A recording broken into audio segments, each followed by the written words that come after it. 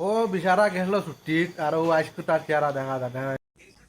Hey guys কিতা কা খবর? আজ আমিও তোর আগে আমরা ঘুম থেকে উঠিছি, উঠে আর আন্দা আন্দা খাইয়া হইয়া বইতে আসছি। আজকের ব্লগ কিতা খুব ইন্টারেস্ট আছে দেখে দিও। খাইল বিকালে কাপড় তুললাম, রাইত উঠাইছিলাম না, আর মেঘে ভিজে আমার কাপড় গুণ আবার ভিজে গেছে। যে কষ্ট হয়েছে কইয়া লাভ নাই। রাইত আবার 3টার সময় উঠিয়ে কাপড় তুলো, আবার 10 না 5 নাই আমরা এখান ক্যাম্পার। এখান না থাকলে আমরা কি হাল হইল না। ই জায়গা যে শক্ত আসলো ফেক চুক আসলো না।